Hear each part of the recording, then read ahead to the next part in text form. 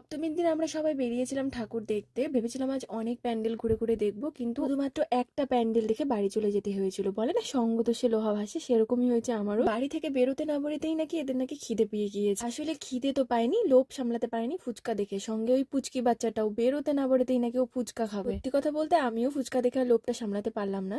খাওয়ার জোর দেখো, এক একজনের জলটা পর্যন্ত ছাড়ছিলাম না, খেয়ে নিচ্ছিলাম। আরে বাবা হয়েছে, চল এবার মণ্ডপে তো ঢুকি। মণ্ডপে অনেক কষ্ট করে লম্বা লাইন লাগিয়ে প্রবেশ করলাম মণ্ডপের ভিতরে। মণ্ডপের ভিতরে একটা ফটো পর্যন্ত তুলতে পারলাম না। ভলেন্টিয়ার গুলো প্যা প্যা প্যা প্যা করে বাঁশি বাজানো শুরু করে দিয়েছে, আর বেরো বেরো করা স্টার্ট করে দিয়েছে। আর ভিতরে যা গরম, কপাল ভালো সেটিং স্প্রে নামক জিনিসটা লাগিয়ে এসেছিলাম, না হলে তো আমাদের আর কেউ চিনতেই পারতো না। বাই দ্য ওয়ে, কেমন লাগছে আমার?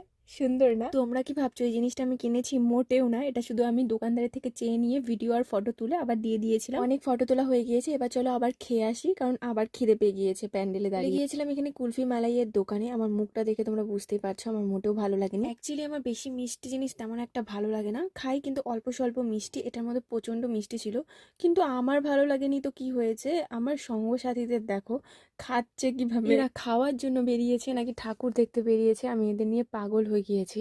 মানে তোমরা বিশ্বাস করবে না, আরো অনেক কিছু খেয়েছে, সেগুলোর ভিডিও আমি করিনি।